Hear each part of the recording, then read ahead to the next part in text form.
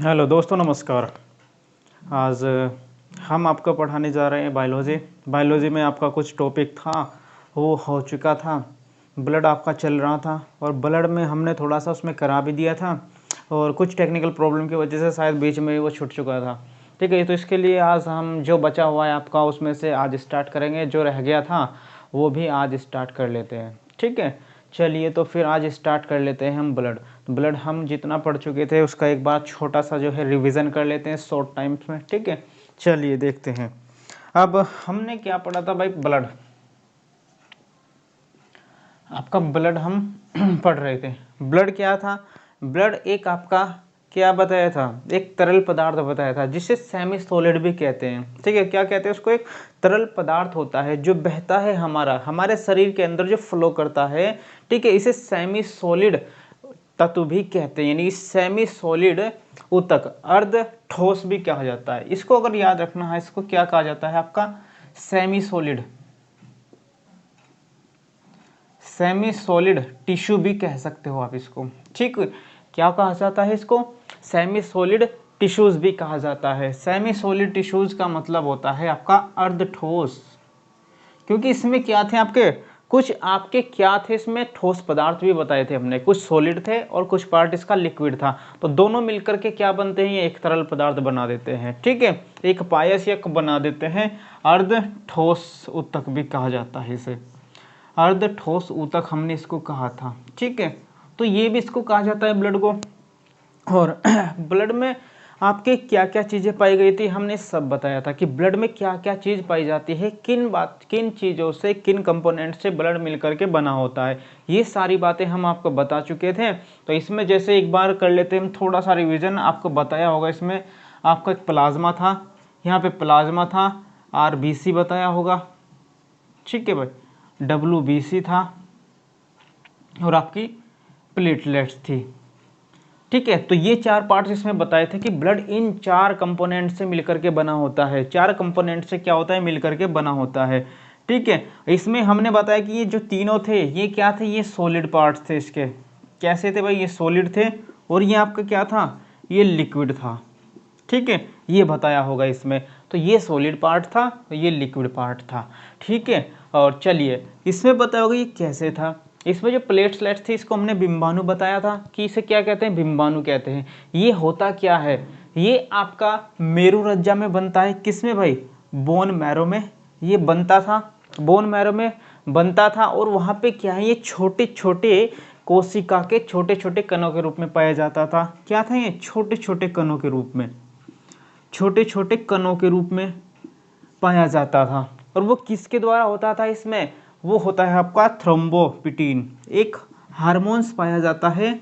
कौन सा होता है भाई? थ्रोम्बोपिटीन नाम का हार्मोन्स हमने बताया होगा।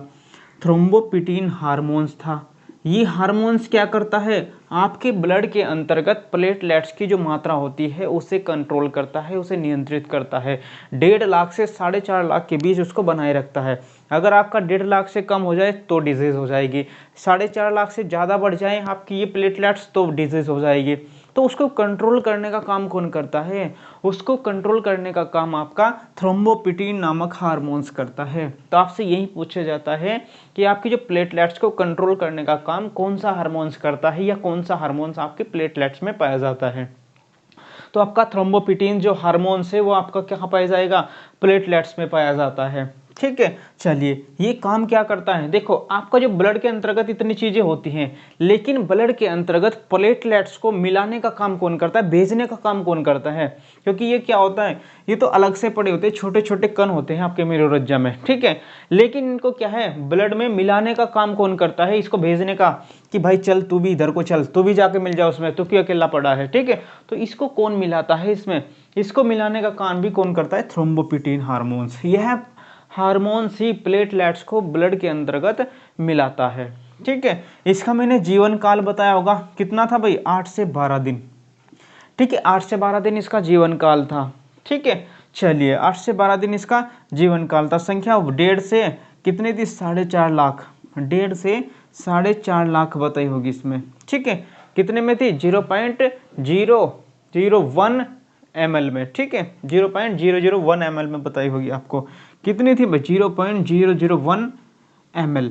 इतने में क्या है, इतने अगर ब्लड है इतने ml में क्या होगा आपका, इतने लाख आपके क्या पाए जाएंगे, आपकी प्लेटलेट्स पाई जाएंगे, ठीक है। इससे अगर कम हो गई तो बीमारी हो जाएगी, इससे ज़्यादा बढ़ गई तो बीमारी हो जाती है। बीमारी के नाम भी बताएंगे, सब बताएंगे, ठीक है। तो प्लेटलेट्स का मुझे लगता है कि मैंने शायद ज़्यादातर इसमें करा दिया था, प्लेटलेट्स का आपको बता दिया था कि क्या क्या क्या होता है। बस मेन पॉइंट इसमें ये होता है कि आपका थ्रोम्बोप्रोटीन हार्मोन्स पाया जाता है, ठीक है। इसके बाद आपका बताया होगा इसमें प्लाज्मा का बताया होगा सारा, ठीक है। प्लाज्मा में बता दिया होगा, प्लाज्मा में क्या पाए जाते थे आपके, प्लाज्मा के अंतर्गत आपके पानी पाया जाता था, वाटर पाया जाता था, हार्मोन्स पाए जाते थे, ग्लूकोज पाया जाएगा, ठीक है। और क्या क्या पाते हैं आपके, प्रोटीन पाए जाते हैं। 4 प्रोटीन कौन कौन से थे आपके, फाइब्रिनोजन था, प्रोथ्रोम्बिन था, और आपका एल्ब्यूमिन, ग्लोब्यूमिन, ये 4 प्रकार के प्रोटीन्स थे। जो आपके फाइब्रिनोजन प्रोथ्रोम्बिन थे वो क्या करते थे, वो आपके ब्लड के अंतर्गत थक्का बनाने का काम करते हैं, ठीक है। हो गया, चलिए। इसके बाद इसमें क्या होता है आपका, इसके अंतर्गत आपके कुछ ऑक्सीजन पाई जाती है, नाइट्रोजन पाई जाती है, कार्बन डाइऑक्साइड थी। उसकी मात्रा भी हमने आपको बताया कि आपके ब्लड के अंतर्गत कितनी मात्रा पाई जाती है, ऑक्सीजन कितनी होती है, नाइट्रोजन कितनी होती है, और आपकी कार्बन डाइऑक्साइड कितनी होती है, ठीक है। सबकी मात्रा हमने आपको बता दिया था उसमें। तो इसके बाद आपका उसके अंदर कुछ आयंस भी बताएंगे, साल्ट बताएंगे, NaCl था, क्या सोडियम बाइकार्बोनेट था, ठीक है, ये लवण थे आपके। और इसमें आयंस थे, सोडियम आयन, पोटेशियम आयंस और बाइकार्बोनेट आयंस, ठीक है। ये सारे हम करा चुके थे इसमें, ठीक है भाई। तो इसमें क्या होता है, जैसे थक्का हमने बताया कि हिपैरिन नाम का प्रोटीन होता है जो आपका शरीर के अंदर थक्का नहीं जमने देता, क्योंकि आपके प्रोथ्रोम्बिन और फाइब्रिनोजन जो प्रोटीन होते हैं वो क्या करते हैं, वो आपका थक्का जमाने में मदद करते हैं। अगर आपका शरीर के अंदर थक्का क्यों नहीं जम पाता, क्योंकि शरीर के अंदर आपका एक प्रोटीन और पाया जाता है जिसे कहते हैं हिपैरिन प्रोटीन। वो हिपैरिन प्रोटीन आपका थक्का नहीं जमने देता, लेकिन जब शरीर से बाहर आ जाता है तो हिपैरिन प्रोटीन आपका शरीर से बाहर नहीं आ पाता। इसलिए आपका क्या होता है, जब कट जाता है कहीं पे तो वहां पे थक्का जम जाता है फाइब्रिनोजन प्रोथ्रोम्बिन की वजह से, लेकिन हिपैरिन वहां पर नहीं होता। इसी वजह से आपका बाहर जो है थक्का जमने से रोक नहीं पाता, ठीक है। और शरीर के अंदर वह थक्का जमने नहीं देता, वो इसी की वजह से होता है, ठीक है भाई। चलो, इसमें बताया होगा आपका जो प्लाज्मा होता है कितने परसेंट पार्ट था, हमने 55% बताया था। ये कितना था, ये पूरा टोटल मिलाकर के तीनों ये 45% थे, ठीक है भाई। इसमें पानी बताया होगा, प्रोटीन बताए होंगे। प्रोटीन आपका 7% होता है इसमें, और पानी होता है 92% के लगभग, और बाकी बची जो सारी कंपोनेंट्स है वो सारे बाकी परसेंटेज में आते हैं, ठीक है। चलिए, अगर आपसे इसमें क्या होता है, सर्दियों में ऐसा होने लगता है कि सर्दियों में आपका प्लाज्मा जमने लगता है। वो क्यों जमने लगता है, गाढ़ा होने लगता है। तो प्लाज्मा सर्दियों में इसलिए गाढ़ा होता है क्योंकि सर्दियों में मनुष्य क्या करता है, पानी कम पीता है। जब पानी कम पिएगा तो 92% इसमें पानी होता है, लेकिन जब पानी पिया ही नहीं जाएगा तो इसमें कैसे मात्रा बढ़ेगी उसकी। तो इसमें क्या होता है, आपकी 92% से पानी क्या होता है, कम हो जाता है सर्दियों में, ठीक है। सर्दियों में क्या हो जाता है, इसमें पानी कम रह जाता है। जब पानी की काम मात्रा इसमें कम हो जाएगी तो कैसा हो जाएगा, तो एक गाढ़ा होने लगता है इसमें, ठीक है। तो गाढ़ापन किसकी वजह से होता है सर्दियों में, जब व्यक्ति कम पानी पीता है तो प्लाज्मा में पानी कम जाएगा। जब कम जाएगा तो क्या होगा, उसमें गाढ़ापन आएगा, वो कंसंट्रेट होगा, सांद्र होगा, तो क्या होता है, थक्का जमने की संभावना भी ज़्यादा बन जाती है, ठीक है। इसी वजह से इसलिए सर्दियों में भी पानी पीना चाहिए, गर्मियों में भी पानी पीना चाहिए, पूरा जितना भी पिया जा सके उतना पीना चाहिए, ठीक है। चलो, प्लाज्मा हमारा हो गया था, और आपका क्या हो गया था, ये रह गया था WBC और RBC। अब हम देख लेते हैं आपका RBC और WBC। RBC और WBC में हमारा देखिए, अब सबसे पहले हम क्या देख लेते हैं, आपका RBC। देखिए आपका RBC, अब RBC में देख लेते हैं, इसको क्या कहा था हमने, red blood cells, red blood cells, ठीक है भाई। इसे लाल रक्त कणिकाएं कहा गया, लाल रक्त कणिकाएं, ठीक है भाई। इसको लाल रक्त कणिकाएं भी कहा गया था RBC को। चलिए, आपकी RBC होती है, RBC कितनी पाई जाती है, आपसे पूछ ले, RBC आपकी होती कितनी है, ठीक है। तो RBC अगर आपसे पूछ ले तो आपकी कितनी पाई जाती है RBC, हमें पता है कि 4 कितनी थी भाई, कल हमने बताई होगी इसमें आपकी 4000 से लेकर के 11000 कितनी थी वो, उसमें हाँ वो 4.5 से कितनी थी भाई, 4.5 से लेकर के 5.5 कितनी थी मिलियन, इतने बताया होगा आपको। तो आरबीसी कितनी थी आपकी, इसमें 0.001 क्या था ये आपका, ठीक है 0.00 ml में, ठीक है। तो आपसे पूछ ले कि इतने ml में आपका कितने रेड ब्लड सेल्स होती हैं। अगर ब्लड का हमने इतना ml लिया, इसे कहते हैं एक बूंद के रूप में। जैसे एक बूंद ले लेते हैं आप, एक बूंद, ठीक है, तो एक बूंद हो जाती है। अगर आपकी एक बूंद में क्या है, एक बूंद में कितनी आरबीसी पाई जाएंगे, ब्लड का एक बूंद लिया उसमें आपकी पाई जाएंगी 4.5 से लेके 5.5। और इसमें आपका क्या होता है, इसमें फीमेल का भी होता है, कुछ मेल का भी होता है, क्योंकि फीमेल और मेल में दोनों में अलग अलग होता है। तो यहाँ पे देख लीजिएगा आपका, अगर फीमेल की बात करें हम, तो फीमेल में कितनी होती है 4.5 से लेकर के 5 मिलियन, ठीक है। कितने मिलियन हो जाएंगे भाई, इतने मिलियन। और अगर मेल की बात करें तो मेल की बात में क्या होती है हमारी 5 से लेकर के 5.5 मिलियन। तो इतने मिलियन क्या हो जाती है आपकी, ये हो जाएंगे, ठीक है भाई। तो इसी प्रकार से आपको याद रखना है, आपके जो फीमेल में जो होती है वो कम होती है आरबीसी, और मेल में ज़्यादा होती है, क्योंकि ब्लड कितना है इतना लिया, इतने ही ब्लड में क्या होगी आपकी पाई जाएगी। तो यहाँ से देख सकते हैं हम अब इसके बाद कि यहाँ से अगर एवरेज हमें लेना पड़े, अगर पूछा जाए कि आपकी एवरेज आरबीसी कितनी होती है, तो यहाँ से देख लेना आप आरबीसी, यहाँ से 5, ये इस प्रकार से। तो बीच का कौन सा बन रहा है इसमें, मिडिल, इससे इसका इससे पीछे, तो बराबर मिडिल में एवरेज क्या आ जाएगा इसका, तो एवरेज हमारा क्या बनेगा इसमें। अगर एवरेज पूछा जाए फीमेल और मेल नाप दे करके, उसने ना तो फीमेल दिया ना ही मेल दिया, तो कितनी आरबीसी हम माने एवरेज, तो उसमें 5 मिलियन, ठीक है भाई। तो 5 मिलियन आप आरबीसी मान सकते हो। तो इतने मिलियन आरबीसी होती है आपके इतने ml ब्लड में, 0.001 ml ब्लड में आपकी कितनी आरबीसी हो पाएंगी, 5 मिलियन आरबीसी हो पाती है, ठीक है। चलिए आपसे पूछ ले आरबीसी का जीवन काल कितना होता है, सभी को पता है, बहुत बार एग्जाम में भी आ चुका है, ठीक है। तो आरबीसी का जीवन काल देखिए भाई, आरबीसी का जो जीवन काल होता है वो कितना होता है, आरबीसी का जीवन काल, अगर आपका आरबीसी का जो जीवन काल पूछा जाए तो कितना बताया हमने, 100 से लेकर के 120 दिन,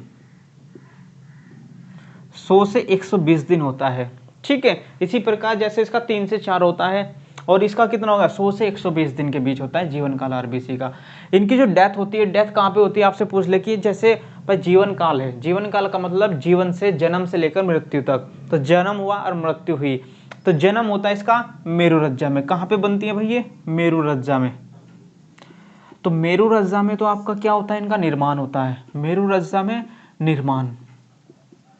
चलिए भाई, मेरुरज्जा में इसका निर्माण हुआ, और डेथ कहाँ हो जाएगी इसकी, स्प्लीन, जिसे आप प्लीहा कहते हो, आपने सुना हो प्लीहा, आरबीसी का कब्रिस्तान, आरबीसी का कब्रिस्तान, ठीक है। आपको पूछा जाए कि कब्रिस्तान, आरबीसी डब्ल्यूबीसी का कब्रिस्तान क्या है, तो आरबीसी और इसका डब्ल्यूबीसी का इसे कब्रिस्तान कहा जाता है, इसको स्प्लीन आपने सुना हो। यहाँ आपका छाती होती है ना, यहाँ पे चेस्ट, इसके पीछे होता है, इसमें होता है यहाँ पे, इस जगह पे थोड़ा सा नीचे से करके प्लेन इस पे होता है, ठीक है, स्प्लीन।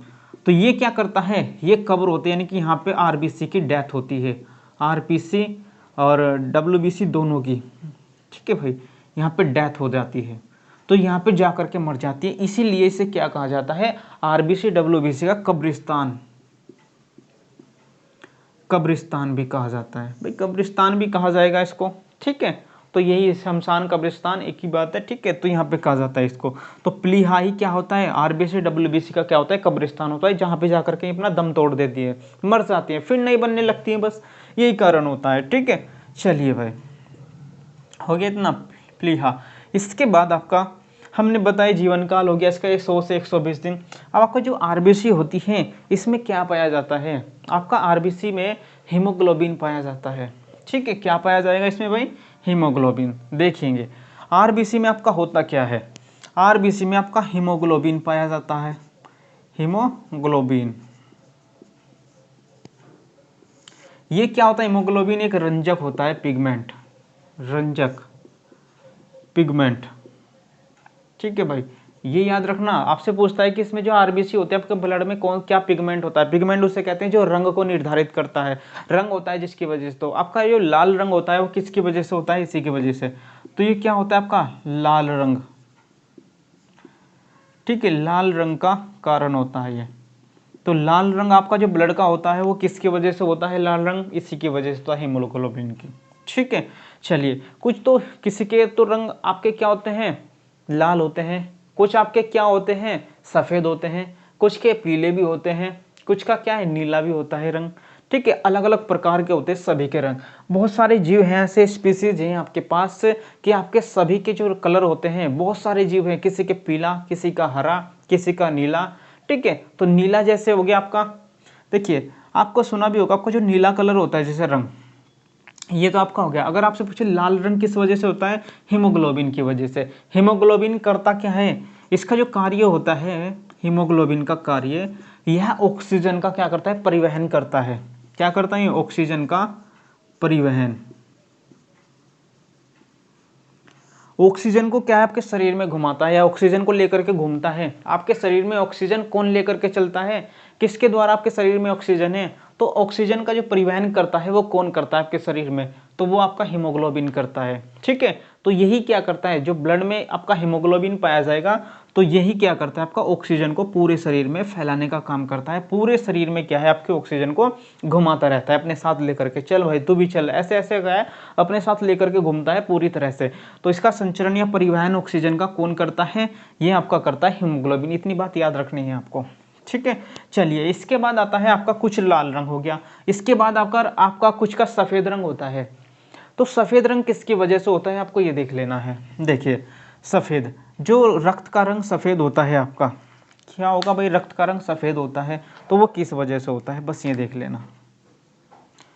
रक्त का रंग सफ़ेद, जो रक्त का रंग सफ़ेद होगा, तो रक्त का रंग जो सफ़ेद होता है वो किस वजह से होता है, तो आपको देख लेना इसमें क्या होता है, इसमें हीमोलिम्फ होता है, जिसे कहते हैं हीमोलिम्फ, हीमोलिम्फ, ठीक है। तो हीमोलिम्फ की वजह से क्या होता है, उसका रंग आपका सफ़ेद होता है, ठीक है। तो पूछा जाता है क्योंकि आपके पीसीएस के एग्जाम में 2019 का जो पीसीएस का एग्जाम हुआ उसमें पूछा था, उसमें जीव दिए हुए थे कि इनमें से किसका कलर क्या होता है आपका सफ़ेद होता है, ठीक है।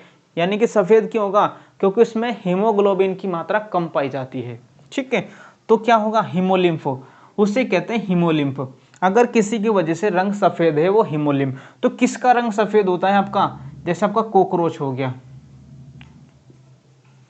कॉकरोच, तिलचट्टा, याद रखना भाई ये एग्जाम में किसी भी एग्जाम में आ सकता है, क्योंकि कॉकरोच तिलचट्टा इस बार का 2019 का पीसीएस का एग्जाम में आया हुआ है कि किसका रंग सफ़ेद होता है, ठीक है। आपका नीला रंग पूछ ले भाई, नीला रंग, ठीक है। तो नीला रंग में क्या करोगे आप, देखिए अगर आपसे पूछे कि नीला रंग, आपके ज़्यादातर क्या होते हैं, जितने भी कुछ कीट होते हैं, कीट पतंगे हो गए, तो कीट पतंगों में भी कैसा होता है, कुछ का कीट पतंगा पीला और सफ़ेद ही होता है, जैसे कीट पतंगे। तो कीट पतंगों में भी क्या होता है, कुछ का पीला होता है और कुछ सफ़ेद पाए जाते हैं इनमें। कीट पतंगों में लाल रंग नहीं होता, जितने भी कीट पतंगे हैं उनमें लाल रंग बहुत कम होता है, यानी कि सबसे ज़्यादा उसमें क्या पाए थे, पीले रंग के होता है उनके खून और सफ़ेद रंग होता है, ठीक है। कॉकरोच का आपका हो गया। जैसे आपका कॉकरोच है, इसके बारे में कुछ फैक्ट है।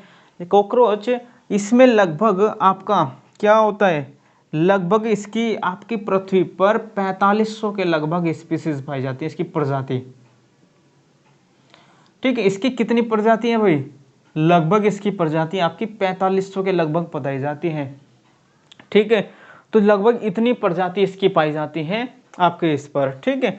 तो इसमें लगभग कितने बैक्टीरिया इसमें पाए जाते हैं, इस पे अलग अलग प्रकार के क्या होते हैं, इसमें जीवाणु पाए जाते हैं।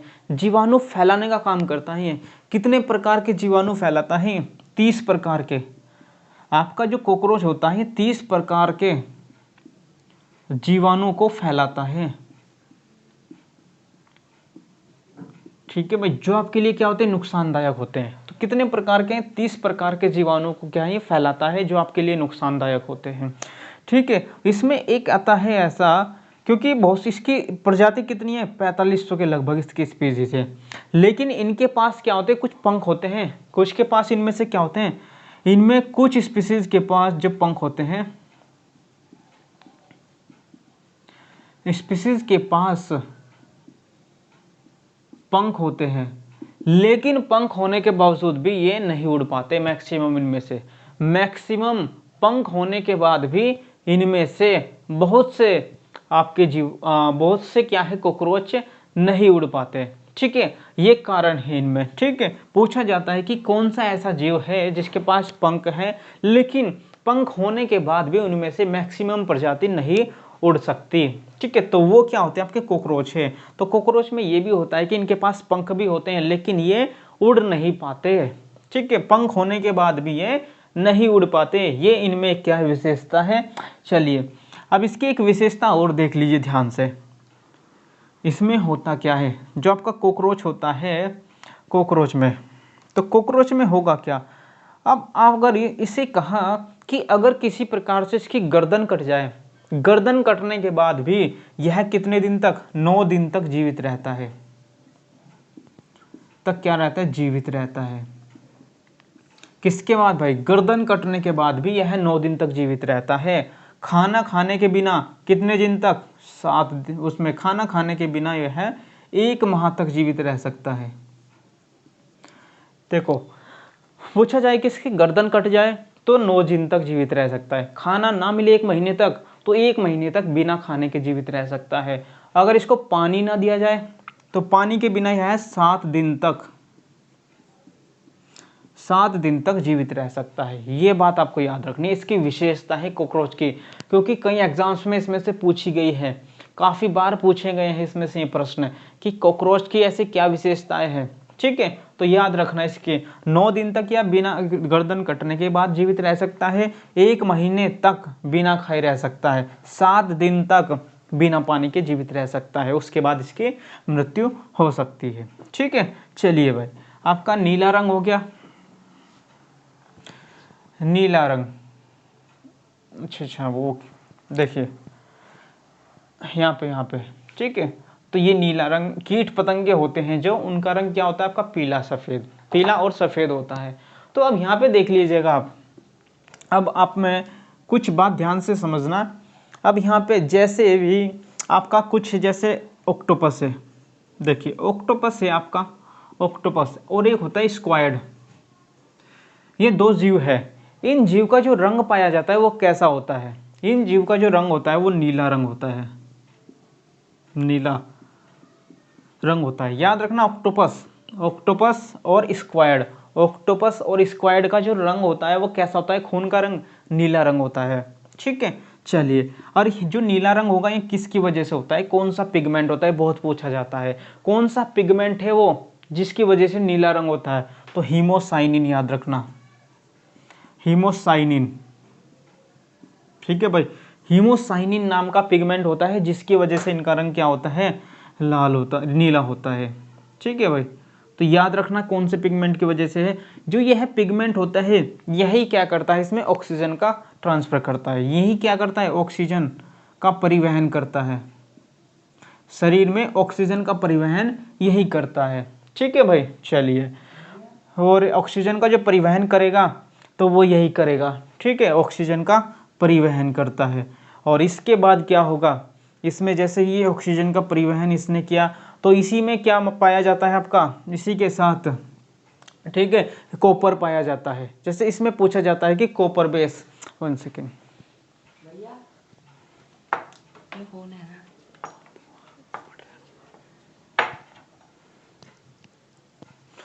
चलिए आइए, ठीक है, ऑक्सीजन का परिवहन करता है तो इसमें और क्या पाया जाता है आपका, ठीक है, नीला रंग, तो ये होता है कॉपर बेस, कॉपर बेस होता है। ठीक है, क्योंकि इसमें क्या है, कुछ कॉपर की मात्रा पाई जाती है आपके हीमोसाइनिन में। ठीक है, कॉपर की मात्रा पर बेस होता है, ये क्या होता है आपका हीमोसाइनिन, कॉपर की मात्रा पर बेस होता है। ठीक है, चलिए अब ये याद रखना आपका, ये हो गया आपका ऑक्टोपस और स्क्वायड। ठीक है, इनका रंग होता है नीला। कुछ का आता है पीला रंग, आपसे पूछ ले कि पीला रंग किसके वजह से होता है। पीला रंग में आपके पास, आपने सुना हो स्पाइडर, मकड़ी, ठीक है, स्पाइडर मकड़ी। तो स्पाइडर मकड़ी, देखिए आपने स्पाइडर होता है, ठीक है। और जैसे आपने सुना हो एक हॉर्स शू, ठीक है, एक हॉर्स शू होता है, एक जीव होता है हॉर्स शू, ठीक है, हॉर्स शू नाम का होता है। एक आपने सी कुकुम्बर सुना हो, क्या होगा, सी कुकुम्बर, समुद्री खीरा कहते हैं जिसको, सी कुकुम्बर, ठीक है। इनका जो रंग होता है, इनके ब्लड का रंग कैसा होता है, इनमें से तीनों में आ जाए जीव, हॉर्सशू, स्पाइडर जो मकड़ी होती है आपकी, ठीक है, ठीक है, वैसे मकड़ी कहते हैं, इसको समुद्री खीरा कहते हैं, समुद्र में पाया जाता है समुद्री खीरा, ठीक है भाई, समुद्री खीरा। तो इसका देखो, इसका इंग्लिश में ही नाम याद है, हॉर्सी कहते हैं इसको, हॉर्सशू, ठीक है। तो इनका जो रंग होता है, ब्लड का रंग कैसा होता है, इनका पीला रंग होता है, पीला रंग होता है। इनके रंग, इनका जो रक्त का रंग होगा, ब्लड का रंग कैसा होता है, पीला होता है, ठीक है। चलिए ये याद रखना इसका, ये सब होता है आपका आरबीसी में पाए जाते हैं, ठीक है। तो ये आरबीसी में ही पाए जाते हैं। ये सारे जो कलर के पिगमेंट होते हैं, ये सारे कहाँ पाए जाते हैं, आपके आरबीसी में होते हैं। क्योंकि जितना भी रंग आपको जो बताया जाता है कि ब्लड का रंग कैसा हो गया, तो वो किसकी वजह से, आरबीसी के, आरबीसी में कौन सा पिगमेंट पाया जाता है, वही निर्धारित करता है आपका रंग, ठीक है। चलिए ये सारे पिगमेंट मैंने बता दिया कि किस किस जीव में, इससे बाहर कभी भी कोई पूछेगा नहीं प्रश्न, ठीक है, बस इतना याद रखना। चलिए इसके बाद आपका इसका जीवन काल हो गया, ठीक है। और इसे एक नाम से पुकारा जाता है आपका एरिथ्रोसाइट के नाम से, ठीक है। आरबीसी को क्या कहते हैं, एरिथ्रोसाइट, एरिथ्रोसाइट। तो ये नाम इसका बहुत इंपॉर्टेंट है, ये याद रखना कि आरबीसी को क्या कहा जाता है, एरिथ्रोसाइट भी कहा जाता है, एरिथ्रोसाइट भी से कहा जाता है, ठीक है। चलिए एरिथ्रोसाइट भी से कहा जाता है। अब देख लेते हैं इसका कुछ हम डब्ल्यूबीसी, ठीक है। आरबीसी के इतने थे, और कुछ होंगे पॉइंट्स मैं बता दूंगा बाद में, ठीक है, प्रश्न में ले आएंगे उसको। तो आइए अब आपका देखते हैं डब्ल्यूबीसी। अब डब्ल्यूबीसी पढ़ते हैं। डब्ल्यूबीसी को कहते हैं व्हाइट ब्लड सेल्स, ठीक है। ये होती है श्वेत रक्त कणिकाएं, श्वेत रक्त कणिकाएं, श्वेत रक्त कणिकाएं, ठीक है। तो इसमें क्या होता है, श्वेत रक्त कणिकाएं, व्हाइट ब्लड सेल्स। तो आपसे पूछ लें इनका जीवन काल, भाई इनका जीवन काल याद रखना आपको, जीवन काल कितना होता है, 3 से 4 दिन होता है, 3 से 4 दिन, ठीक है। तो इनका जो जीवन काल होता है इतना होता है, याद रहेगा, क्लियर है। चलिए जब जीवन काल हो गया, इसके जो नाम होते हैं, कुछ व्हाइट ब्लड सेल्स में प्रकार के होते हैं, कुछ प्रकार के होते हैं, उनमें से मुख्यतः 2 माने जाते हैं, एक छोटा और बड़ा। तो जो व्हाइट ब्लड सेल्स होती हैं ये आपकी, इसमें क्या होते हैं, 2 प्रकार के, एक तो माना जाता है सबसे बड़ा डब्ल्यूबीसी, ठीक है। उसे क्या कहते हैं, उसे मोनोसाइट कहते हैं। क्या कहते हैं भाई, मोनोसाइट कहा जाता है। सबसे बड़ा डब्ल्यूबीसी को मोनोसाइट कहा जाता है। और सबसे छोटा, आपसे पूछे सबसे छोटे डब्ल्यूबीसी का नाम क्या है, उसका नाम है लिम्फोसाइट, लिम्फोसाइट, ठीक है। तो सबसे बड़ा डब्ल्यूबीसी मोनोसाइट, सबसे छोटा डब्ल्यूबीसी लिम्फोसाइट होता है, याद रहेगा ये। चलिए अब आपसे पूछ लें कि एक ब्लड में कितना होता है, भाई हमने लिया 0.001 ml ब्लड लिया। अब इस ब्लड में कितनी मात्रा आपकी डब्ल्यूबीसी पाई जाएगी, कितनी बताई थी आपको भाई, हमने बताई होगी 4000 से 11000 के बीच। क्योंकि जो डब्ल्यूबीसी होती है ना वो थोड़ी कम होती है, ठीक है, डब्ल्यूबीसी होती है वो कम होती है। चलिए जैसे हमारा एक अच्छा उसमें जैसे आरबीसी है, आरबीसी में ऐसे ही क्या रह गया आपका, एक पॉइंट है, देखो यहाँ से ध्यान से समझ लेना। जो आरबीसी था, तो आरबीसी में हीमोग्लोबिन था, क्या था भाई, हीमोग्लोबिन, हीमोग्लोबिन। तो हीमोग्लोबिन की मात्रा होती है कुछ फीमेल में और मेल में, इसका डिफरेंस पाया जाता है कि फीमेल में कितनी होती है और मेल में कितनी होती है। क्योंकि हमने बताया है कि आरबीसी जो फीमेल में कम होती है, मेल में ज़्यादा होती है, ठीक है। चलिए तो यहाँ हीमोग्लोबिन भी कितना पाया जाता है, आपसे लिया जाए कि आपका कितना है, लगभग 11 से जो फीमेल होंगी तो फीमेल में पाया जाता है आपका 11 से 14 ग्राम, 11 से 14 ग्राम पाया जाता है पर 100 cc ऑफ ब्लड। ठीक है, कितना पाया जाएगा फीमेल में, याद रखना है ये 11 से 14 ग्राम पर 100 cc। जैसे आपने बाइक में देखा ना, इतनी सीसी का इंजन, इसे कहते हैं वॉल्यूम, क्यूबिक सेंटीमीटर, इसका मतलब होता है क्यूबिक सेंटीमीटर वॉल्यूम होता है। क्या मतलब होता है, क्यूबिक सेंटीमीटर। ठीक है भाई, क्यूबिक सेंटीमीटर होता है 100 cc ऑफ ब्लड।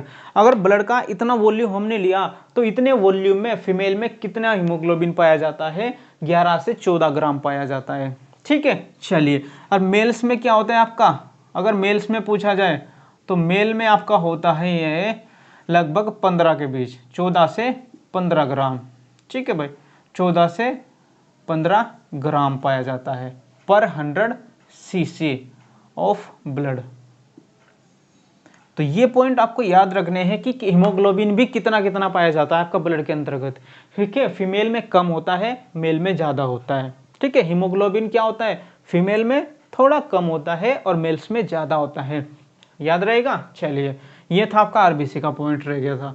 चलिए अब आते हैं हमारे पास फिर यहाँ पे, अब ये क्या हो गया आपका, ये आपका हो गया WBC। आपसे पूछे कि इतने ml ब्लड लिया, इतने ml ब्लड में आपका कितना WBC पाया जाएगा, कितना WBC पाया जाएगा आपका 4000 से लेकर के 11000 के बीच में पाया जाता है। चलिए अब ये पाया जाएगा, इसका एवरेज कितना लेते हैं हम, अगर एवरेज लिया जाए इसका 8000 लिया जाता है कि 8000 कितने में, इतने ml ब्लड में 8000 आपके WBC पाई जाती है। कितनी पाई जाएंगे भाई, 8000 संख्या। तो WBC की संख्या कितनी होती है आपकी, 8000। ठीक है, याद रहेगा, ये आपकी रेंज है कि इतने से इतने के बीच में पाई जाएगी। एवरेज लिया जाए तो एवरेज क्या होता है आपका 8000 होती है। ठीक है, चलिए अब इसमें जैसे ये 8000 होगी आपका, हमें पता चल गया कि इसके क्या नाम थे, दो नाम, छोटा, एक तो सबसे बड़ा WBC मोनोसाइट, सबसे छोटा WBC लिम्फोसाइट। तो लिम्फोसाइट क्या होता है, यही होता है कि रोग प्रतिरोधक क्षमता को बढ़ाने का काम करता है। यह क्या करता है, रोगों से रक्षा, ये वाला होता है रोगों से रक्षा। तो लिम्फोसाइट ही क्या करता है आपका, रोगों से रक्षा करता है, याद रखना है लिम्फोसाइट, क्योंकि इसी में क्या टी सेल्स पाई जाती हैं। टी सेल्स क्या करती हैं आपकी, रोगों से रक्षा करने के काम करती है। जो थाइमोसिन क्या करता है, थाइमोसिन हार्मोन्स को बनाने का काम करते हैं। ठीक है, क्या होता है कि थाइमोसिन्स हार्मोन्स का निर्माण करते हैं। तो जब थाइमोसिन्स हार्मोन्स का निर्माण होता है तो क्या करता है, रोग प्रतिरोधक क्षमता को बढ़ा देते हैं। तो रोग प्रतिरोधक क्षमता लिम्फोसाइट की वजह से बढ़ती है। बीमारियों से लड़ने की क्षमता कितने होती है आपके लिम्फोसाइट में। हमें पता है कि WBC क्या करता है, हमारी रोगों से लड़ने में मदद करता है। जो बीमारियां होती है उनको क्या करता है, जल्दी से ठीक कर देता है। अगर आपकी WBC क्या होती है, जैसे बीमारी हो जाती है आपको, ठीक है, किसी प्रकार की भी कोई बीमारी हो जाए तो उसका रोग क्या है, दवा उस पर आराम नहीं कर पाती, दवा असर नहीं कर पाती। तो वो क्या हो जाता है आपका, जैसे आपका वायरस चल रहा है कोरोना वायरस, तो वो वायरस चल रहा है वो इसी वजह से कि वो वायरस क्या कर देता है आपका WBC को खत्म करता जा रहा है। WBC को क्या कर देगा, वो सारी खत्म कर देता है। तो WBC या लिम्फोसाइट में इतनी ताकत नहीं है कि वो उस वायरस को क्या कर दे, उस वायरस को खत्म कर दे, क्योंकि इसके अंदर क्या आती है, एंटीबॉडी होती है। इनमें क्या होती है, एंटीबॉडी। तो ये एंटीबॉडी बनाते हैं, लेकिन उसे हराने की एंटीबॉडी इनके पास नहीं है। इसीलिए क्या है, कोई दवाई दी जाती है, जब वैक्सीन बनेगी वो वैक्सीन क्या है, इसमें क्या है, एंटीबॉडी बनाना स्टार्ट कर देती है। WBC में क्या बनाएगी, एंटीबॉडी बनाना स्टार्ट कर देती है। तो इसी वजह से क्या है, उसको मारने वाली एंटीबॉडीज। तो अगर कोरोना वायरस को जैसे खत्म करना है तो हमें ऐसे एंटीबॉडीज का निर्माण करना पड़ेगा। वो निर्माण कहाँ होगा, WBC में होगा। लेकिन ऐसी वैक्सीन बनानी पड़ेगी जो वैक्सीन इसमें मिलकर के क्या करे, ऐसे एंटीबॉडीज का निर्माण कर दे जो कोरोना वायरस को खत्म कर सके, उसको मार सके। तो इसी वजह से क्या होता है आपका, इसमें ही यही करता है आपके रोगों से लड़ने की क्षमता। अगर आपका ये मजबूत है, हर प्रकार के एंटीबॉडी बना सकता है, अगर आपका ये, तो क्या है, आपको किसी भी प्रकार का कोई वायरस अटैक नहीं कर पाएगा। तो कोरोना वायरस में क्या है, वो इसी की वजह से कि ये आपका क्या है, काम नहीं कर पाता उसके लायक। जो उसको एंटीबॉडी चाहिए वो एंटीबॉडी इसके पास नहीं है। तो वो एंटीबॉडी लाने का काम कौन करती है, वैक्सीन करती है। जब हम दवाइयाँ बनाते हैं तो वो वैक्सीन ही क्या करेगी, इसको एंटीबॉडी बनाने का काम करती है। एंटीबॉडी ही हर रोगों से रक्षा करती है, हर वायरस को, हर बैक्टीरिया को मारने का काम करती है, और कुछ नहीं होता। तो ये सारा काम किसका है? आपका WBC का होता है। ठीक है भाई, तो रोगों से लड़ने का काम भी किसका है? रोगों से लड़ने का काम, लड़ने का काम। ठीक है, इसका क्या काम है? रोगों से लड़ने का काम। एंटीबॉडी बनाने का काम क्या करती है भाई? एंटीबॉडी बनाने, एंटीबॉडी ही क्या करते हैं? आपकी बीमारियों से रक्षा करते हैं, ये बात याद रखना। तो एंटीबॉडी बनाता कौन है? आपका WBC बनाता है। ठीक है भाई, WBC क्या बनाता है? आपका एंटीबॉडी बनाता है। ठीक है, इसकी संख्या हो गई, आपको ये पता चल गया। ठीक है, चलिए भाई, अब इसमें ऐसा आपका, अगर आपका जब पूछा जाए, एक पॉइंट था उसमें भी, जो आपका जैसे WBC था, तो आपके शरीर में ब्लड कितना होता है? लगभग ब्लड आपके शरीर में कितना होता है? पॉइंट याद रखना, हमारे यानी कि कितना होता है? 5 से 6 लीटर होता है। 5 से 6 लीटर ब्लड होता है एवरेज मनुष्य के शरीर में। लगभग जो है पूरे बॉडी के वजन का 7% माना जाता है। कितना? अगर हमारे बॉडी का वजन है 70 किलो, तो उसका 7%, मतलब 7 यानी कि 6 से 7% के लगभग माना जाता है। वो क्या होता है? आपका 5 से 6 लीटर। ठीक है, 5 से 6 लीटर ही क्या होता है? आपका ये माना जाता है कि ब्लड होता है एवरेज। क्योंकि हैवी लगभग क्या होता है? 60 किलो, 55 के 60 के बीच में नॉर्मली क्या होता है? सबका वजन होता है। ठीक है, इतना एवरेज माना जाता है। तो उसी के आधार पर उसका जब 7 से 8% मानते हैं हम, 6-7%, वो कितना होता है आपका?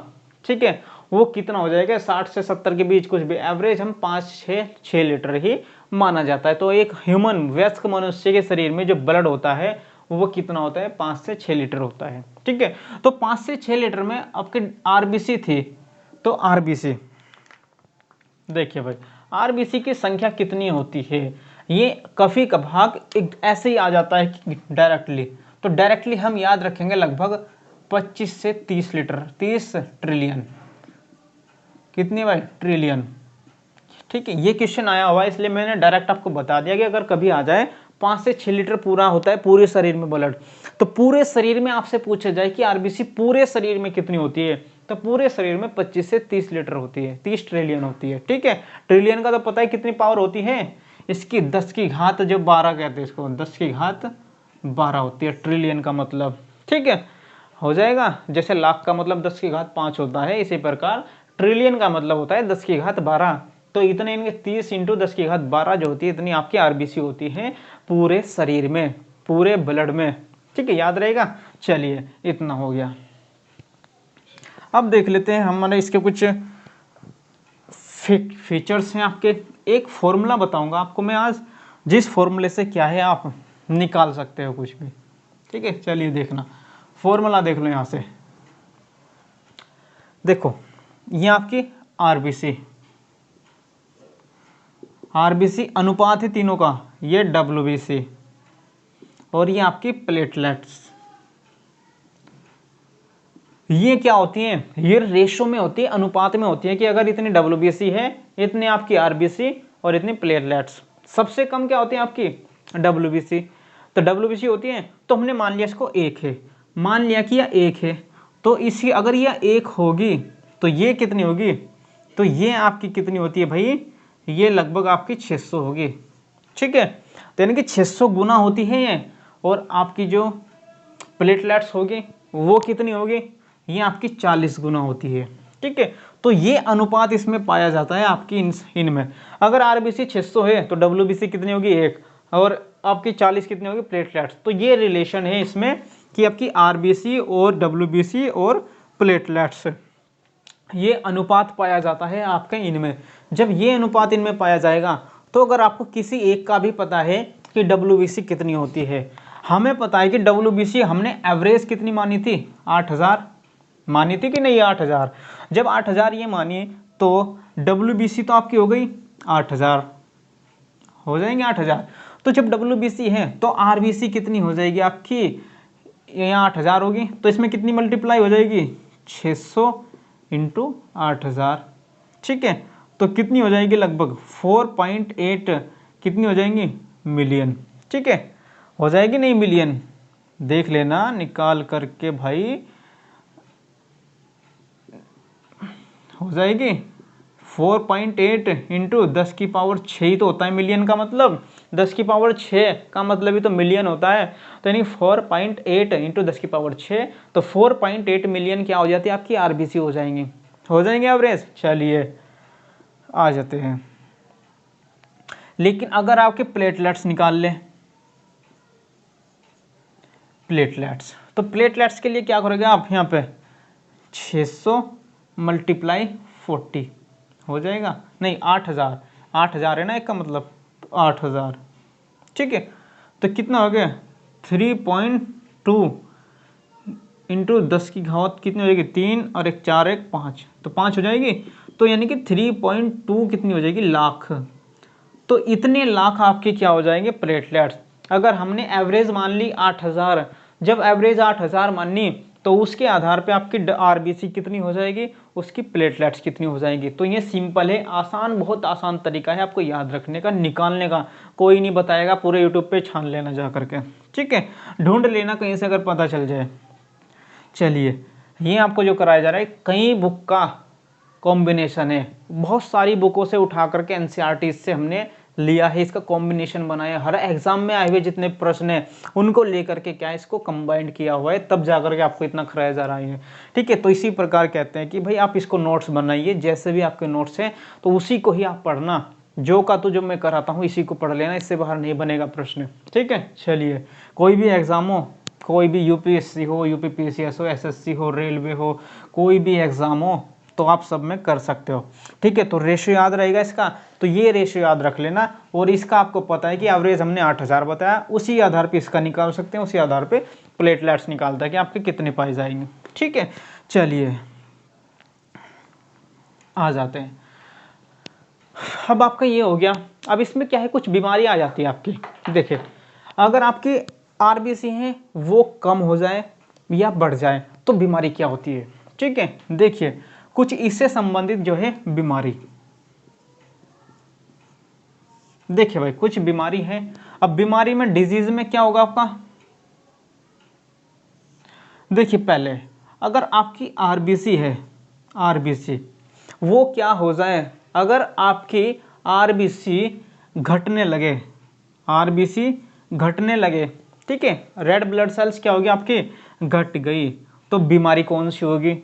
अगर आरबीसी आपकी बढ़ गई तो कौन सी बीमारी होगी। ऐसे आपका डब्ल्यूबीसी, अगर डब्ल्यूबीसी बढ़ जाए और डब्ल्यूबीसी घट जाए तो कौन सी बीमारी होगी। ऐसे ही आपकी प्लेटलेट्स क्या हो जाए, घट जाए, और प्लेटलेट्स क्या होगी, बढ़ जाए, तो कौन सी बीमारी होगी, ठीक है। तो यही याद रखना है। देखियो आपने सुना जब आरबीसी क्या आपकी घटने लगती है तो एक रोग होता है एनीमिया, क्या कहते हैं उसको, एनीमिया, इसे कहते हैं आपका एनीमिया। तो एनीमिया रोग कब होता है, जब आपके ब्लड में आरबीसी की संख्या कम होने लगती है। जब आपके ब्लड में आरबीसी की संख्या कम होने लगेगी तो बीमारी होती है एनीमिया कहते हैं इसको, ठीक है, एनीमिया, ठीक है। एनीमिया इसे ही कहते हैं रक्त क्षीणता, क्षीणता, रक्त की कमी, ठीक है। और इसे ही अरक्तता भी कहते हैं, अरक्तता, ठीक है भाई। तो इसके नाम ये है, तो ये याद रख लेना किसके कारण हुई है, रक्त क्षीणता कभी आ जाएगी भाई, रक्त क्षीणता किसकी वजह से होती है, आरबीसी के कम होने से। अरक्तता नाम की बीमारी कब होती है, वो भी आरबीसी के कम होने से। एनीमिया कब होती है, आरबीसी के कम होने से, ठीक है। चलो अगर आपका हो जाए, ठीक है, अगर आरबीसी की संख्या आपकी बढ़ने लगे, ठीक है, तो अगर आपकी, इसे कहते हैं, देखो अगर इसकी संख्या आपकी आरबीसी की बढ़ने लगे तो इसे कहते हैं आपके पॉलीसाइथीमिया, इसे कहते हैं पॉलीसाइथीमिया। तो ये वाली अगर आपकी आरबीसी बढ़ने लगे तो ये वाली बीमारी होती है पॉलीसाइथीमिया, ठीक है, ये याद रखना। अगर आपकी डब्ल्यूबीसी है, डब्ल्यूसी बढ़ने लगे, जब आपकी डब्ल्यूबीसी बढ़ने लगेगी तो कौन सी बीमारी बनने लगती है भाई, डब्ल्यूबीसी के बढ़ने से। तो आपकी डब्ल्यूबीसी के बढ़ने से आपकी बन जाती है जिसे ब्लड कैंसर कहते हो आप, क्या कहते हो, ब्लड कैंसर। तो ये ब्लड कैंसर, तो ये वाला क्या होता है आपका, ये WBC बढ़ने के कारण हो जाती है। ठीक है, ब्लड कैंसर सुना तो बहुत नहीं होगा, लेकिन उन्हें पता है कि वो होती कैसे, क्यों होती है, तो वो इसी वजह से होती है आपका WBC अगर बढ़ने लगे तो ब्लड कैंसर। अगर WBC कम हो जाए ज़्यादा ही, तो वो क्या होते हैं, बहुत सारी अलग अलग प्रकार की होती है, यानी कि मैनी डिजीज़ हो जाती है, इससे हल्की हल्की बहुत सारी डिजीज़ मानी जाती है। ठीक है, बस ये याद रखना, इसमें तो कई सारी डिजीज, इंपॉर्टेंट नहीं है, बस ये आता है इंपॉर्टेंट के लिए। और इसमें अगर आपकी एक इसका है प्लेटलेट्स, अगर आपकी प्लेटलेट्स कम होने लगे, ठीक है, तो प्लेटलेट्स कम होने लगे तो आपकी एक बीमारी हो जाती है जिसे कहते हैं ब्लीडिंग, ब्लीडिंग या रक्त स्राव। ठीक है भाई, रक्त स्राव याद रहेगा। चलिए, अगर आपकी प्लेटलेट्स क्या हो जाए, बढ़ने लगे, 4.5 लाख से ऊपर हो जाए, ये तो क्या होगी, जब 1.5 लाख से कम हो जाती है आपकी प्लेटें 1.5 लाख से कम, तो बीमारी ब्लीडिंग होने लगती है। अगर ज़्यादा हो जाए 4.5 लाख से, तो क्या हो जाएंगे, आपको थ्रोम्बोसिस नाम की बीमारी हो जाती है भाई, थ्रोम्बोसिस। ठीक है, याद रखना है, थ्रोम्बोसिस नाम की बीमारी हो जाती है। तो ये बीमारी आपको याद रहेंगी, मुझे तो आशा करता हूँ कि भाई आपको याद हो गई होंगी भी। ठीक है, तो भूलने की तो कोई चांसेस लगता नहीं है अगर आप थोड़ा सा ध्यान से पढ़ोगे। अगर भाई पढ़ना ही नहीं चाहते हो तो फिर तो कुछ भी नहीं होगा। तो बस इसको थोड़ा सा ध्यान से पढ़ो, उसको याद करो अच्छी प्रकार से, क्योंकि मैं पढ़ाता ऐसा हूँ कि भाई आपका यहीं पे याद हो जाता है। अगर ध्यान से पढ़ोगे, ध्यान से फोकस करके यहाँ पे पढ़ोगे तो आपको यहीं पर ही याद हो जाते हैं। लेकिन अगर ध्यान कहीं पर है, वीडियो यहाँ पे देखोगे तो कुछ नहीं होगा। ठीक है, इतना कंटेंट कहीं पे मिलेगा नहीं, जा करके देख लेना भाई, आप कहीं पर भी जा करके देख सकते हो।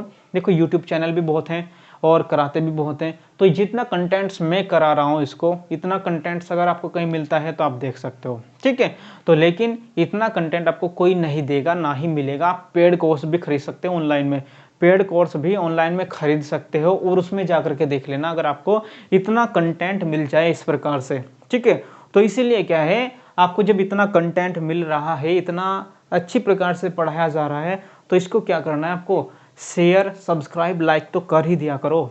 ठीक है, तो यही कहते हैं हम तो आपको कि भाई इतना वो मिल रहा है तो कम से कम इसके उसमें आप क्या करना चाहिए, आपको लाइक सब्सक्राइब और शेयर जरूर करें, जरूर से जरूर करें। ठीक है, चलिए, और हमारे जो कोर्सेज हैं, आपको अगर फिजिक्स करनी है या अदर कोई भी सब्जेक्ट करना है और इससे अलावा, तो आप हमारे गीतांजलि क्लासेज के ऐप पर जा करके वहाँ पर कर सकते हैं। ठीक है, गीतांजलि क्लासेज के ऐप को डाउनलोड कीजिए प्ले स्टोर से, और वहाँ पर जा करके हमारे नाम से आएगा कोड, और उसमें जा करके हमारे नाम से, अंकित सर के नाम से आप जा करके कर सकते हो कॉन्टैक्ट, मैसेज कर सकते हो वहाँ पे, जिसको भी ज्वाइन करना है।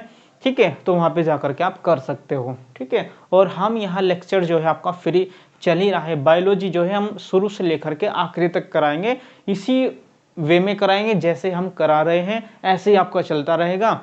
ठीक है, तो इसमें कुछ भी पॉइंट हम नहीं छोड़ेंगे, एग्जाम में इससे बाहर नहीं मिलेगा बायोलॉजी में, क्योंकि बायोलॉजी क्या है, बायोलॉजी हर एग्जाम में आती है। ये क्या होती है भाई, जीव विज्ञान आपका हर एग्जाम में आता है, और UPSC हो, UPPCS हो, SSC हो, रेलवेज हो, सभी एग्जाम्स में इसमें से सबसे ज़्यादा आते हैं प्रश्न। ठीक है, तो इसी प्रकार से हम वही आधारित प्रश्न करा रहे हैं जो आपके एग्जाम में आते हैं, उससे फालतू की चीज़ें हम भी नहीं कराते। ठीक है, फालतू टाइम वेस्ट करने से कोई फ़ायदा भी नहीं है, बस उतना ही कराते हैं जितना आपका आता है एग्जाम में। ठीक है, तो बस इसको ध्यान से आप पढ़िएगा और लाइक सब्सक्राइब शेयर भी जरूर करिएगा। ठीक है, तो मिलते हैं कल आपको। ठीक है, थैंक यू वेरी मच।